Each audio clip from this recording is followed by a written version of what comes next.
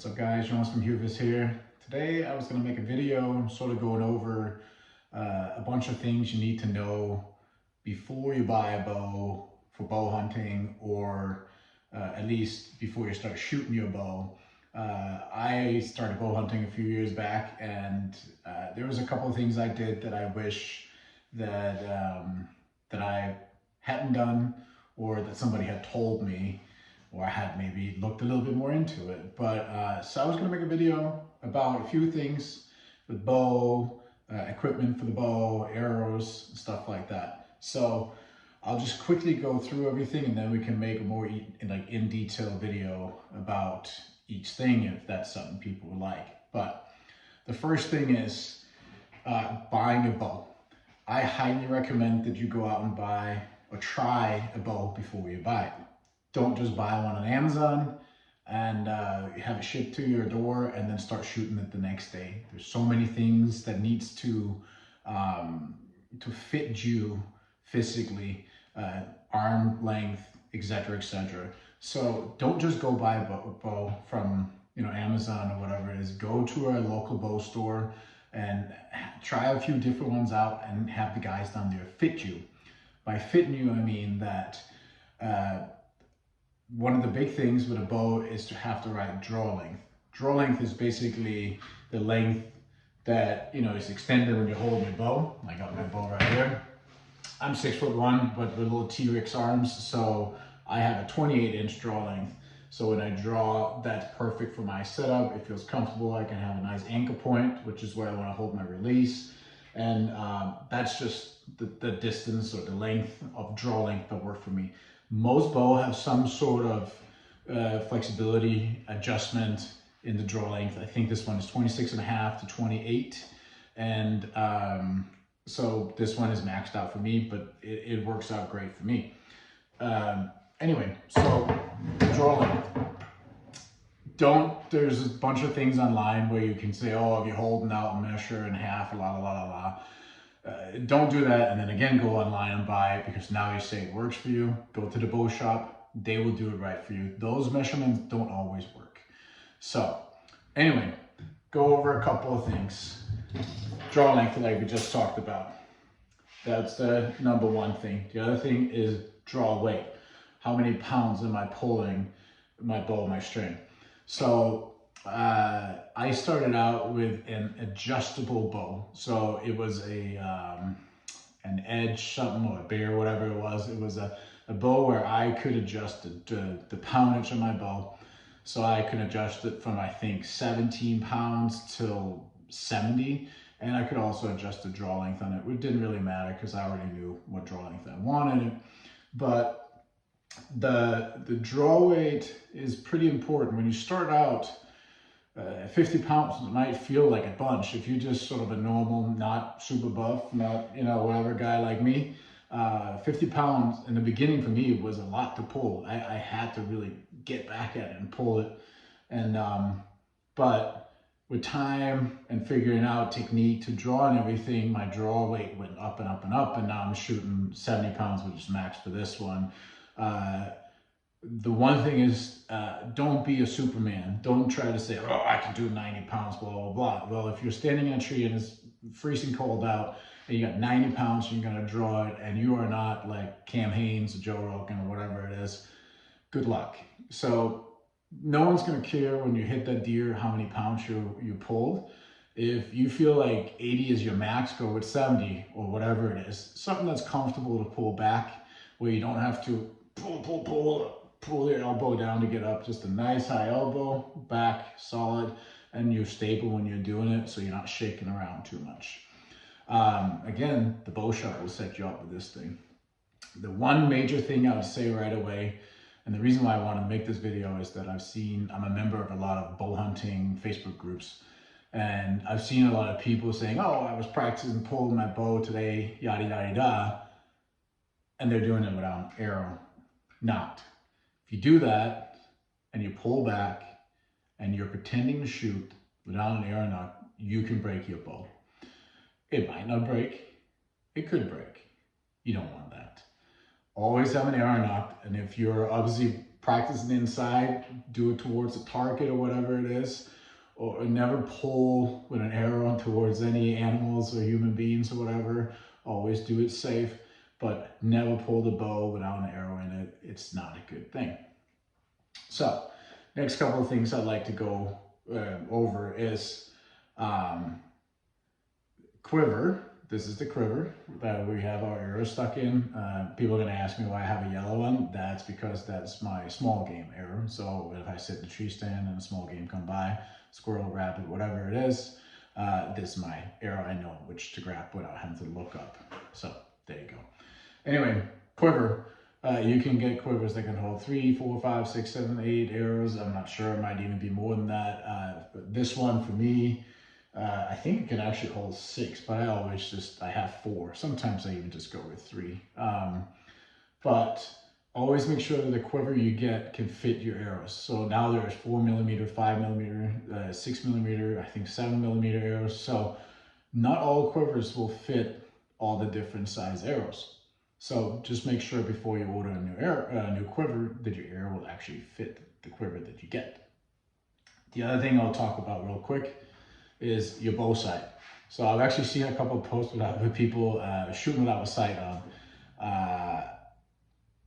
I do not recommend that. I say get a sight. You can get them from I'd say probably $20, and it's gonna work fine till $300, $400, $500, $600 depending on what you like.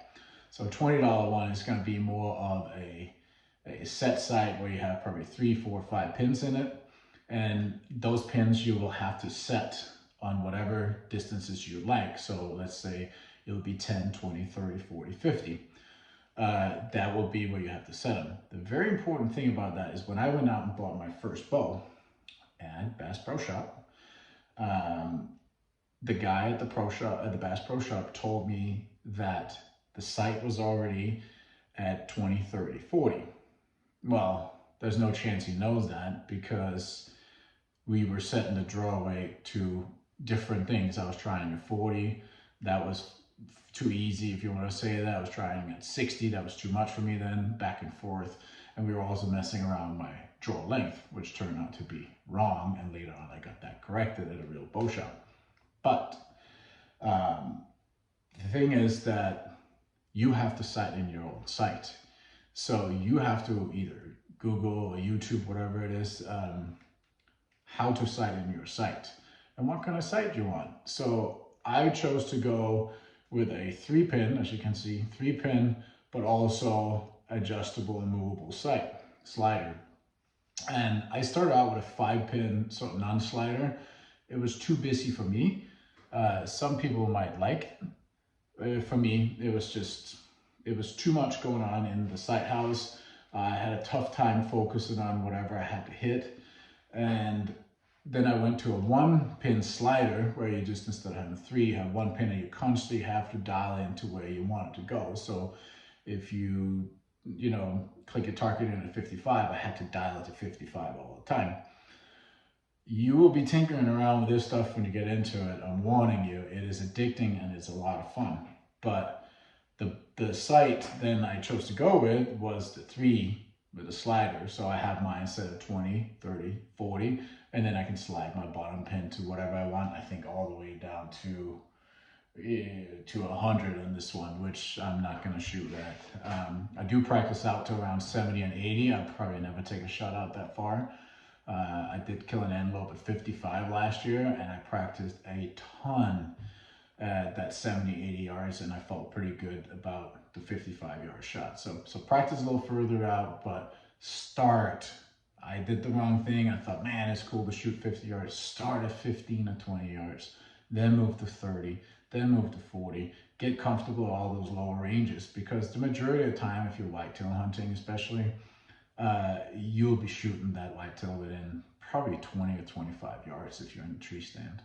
So get real comfortable with those distances, be able to shoot whatever. You feel like a good orange at 20, you're probably good to go. A lot of people are going to tell you you're going to group in like, 1/2 inch groups for 3 arrows. just be nice and solid all the way out. Don't spread arrows a bunch, then you're not ready to go. But if you're hitting it like within an orange size, you should be ready to go. Some people would disagree with me here. So another couple of things, and I'll just sort of run through a bunch of stuff, and it might be a little messy here, but your bowstring. Your bowstring will get old with time and you'll have to change it, but not having to change it so much, you should buy some wax, some bowstring wax, and wax your strings. I'm a little crazy with my bow. I wax it probably, I would say 90% of the time after I've been out. I clean the string and I wax it. You probably don't have to do it that much, but I recommend that you do it after a few uses, or even if it's just laying around so that strings don't dry out. If you happen not to use it for a few months, try to go down every other week and just put some wax in the strings, and they'll last a lot longer, and you'll be very happy with that. So we can get into rest. There's a bunch of different rest that you can get, drop off, Whisker Biscuit, etc. Don't worry too much about that right away. Probably a Whisker Biscuit is the easiest thing. It can't fail, really. It's just nice and simple. You might lose a little bit of feet per second on your arrow flight, but it's a good way to start out. So that might be the way to do it. The next thing is that something I had no idea of, and that the guys at where I bought the bow, my first bow, didn't tell me about, was arrow spine. An arrow spine is basically the flex of the, excuse me, the flex of the arrow. So there's all sorts of different arrow spines, 400, 500, 350, 340, 250, 200, etc., etc., etc. So the higher of a poundage you're shooting, the lower of an arrow spine. So if you're shooting 80 pounds, it might be 250 arrow spines. If you're shooting 50, it might be 400. There is not a set chart on that. It is on the specific arrow itself. So when you buy an arrow, it will say on the package, draw length and draw poundage, and that will tell you what arrow spine you should use. So for me, I shoot these Maxima Red, and they're 350 spine. They work really well for me, but I found that in my other bow, that I have two bow setups, that's the same poundage, the same draw weight. This one doesn't work that well for me. So play around with what arrow will actually work in your bow. We can get into grain of arrow, which is like how heavy the arrow is, etc., etc. That you can find a bunch of videos about. Broadheads, which is fixed, or I took this one. I know it's not my small game. I changed it just before. Or you can go with a mechanical, which sort of deploys when it hits. So I tried these for the first time. The rage crowd is gonna come and go at me, but they work okay. I do prefer a fixed, but again, it's totally up to you. So it's just, I think it's more of a peace of mind for me to know that this will not fail, where this could fail to deploy and, you know, not much is gonna happen. So that's something that I've seen a lot of discussions on online. But anyway, so fixed broadheads, or you can get one that's fixed with an expandable on, which I was shooting a Grim Reaper for a while, and they were actually fantastic. I'm just kind of playing around with it, and I'm trying the G5 Montec, and so far I really like it. My bow shoots really well with it. So that's the way I went with it. Also, we can talk real quickly about nocks. In the beginning, I didn't know either there was a thing called a lighted nock. So a lighted nock is basically, I set this up before. Here's the one that it came with, and here's a lighted nock. I think these are nocturnals, so they're called. So this one, when I shoot it, just looks like that when it flies. This one, when I shoot it, when it gets activated by, you know, the arrow, sorry, the string, whoops, that was the wrong one, excuse me. As you can probably see now, lights up. So when it lights up like this, as you can see better there, it lights up like that. When you're shooting, you can follow the arrow a lot better. It is a nice little feature to have when you're hunting. It's easier to find your arrow. It's easier to see if you actually hit your target. And if you hit your target, it's, this will stick in the ground, usually light up. There's also some that flicker. Again, I'm just playing around with mine. I'm trying these. The ones I had last year is flickering, and you can go all sorts of crazy with this, but I would highly recommend doing some lighted nocks on your arrows, especially when you start hunting. When you're shooting at a target, maybe not. They are like 10 bucks a piece, and if you start whacking them and breaking them, it's a little annoying.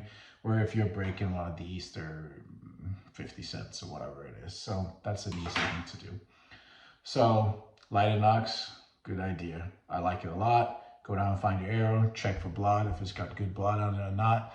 And also, just if you don't know if you actually hit or not, it's a lot easier to find your arrow. If you don't find it, you will constantly think, did I hit, did I not? At least you can get the confirmation that you did hit the deer, the elk, whatever it is, or you didn't. And if you didn't, you can walk away knowing that you didn't injure an animal. So lighted nocks, highly recommend it. So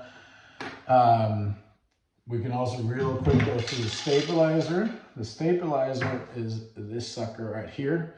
Not the GoPro, just this one right here. Some will have a side and back stabilizer, and basically the stabilizer does that when I hold out the bow, then my bow is automatically straight, not tilted to the side, which can get me to shoot a little crooked. So there's a bunch of different stabilizers. You can go just with a little 6-inch one, which I feel for me wasn't stabilizing my bow. That was more for vibration damn thing.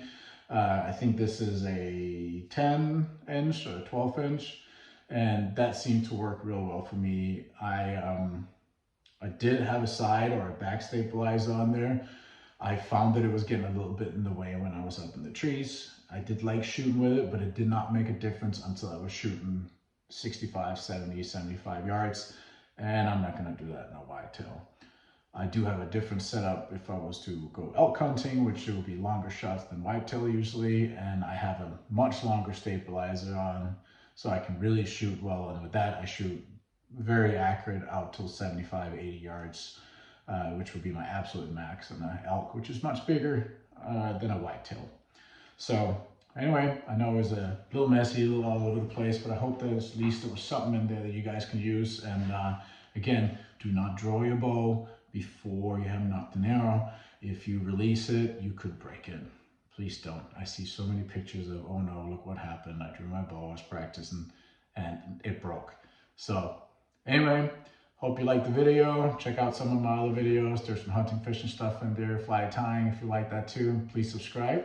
And you guys have a wonderful day, and good luck out there in the woods. If you get something, let me know. If there's any questions about anything, let me know. If you think something I'm saying is wrong, let me know. I'm pretty hard-skinned, so I can take it. And if you have any suggestions or anything that you would like to see me do a video on, let me know. And the last thing, you're gonna ask about this little green thing. It's a nose button, and the nose button is for when I go a full draw and I have my anchor point down here. Is that I sit on the tip of my nose, and this way I always know that I do the exact same thing every time I draw the bow I'm about to shoot.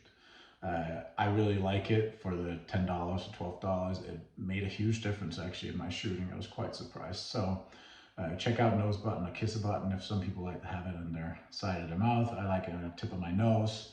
That's just preference. So anyway, thanks guys. Take care.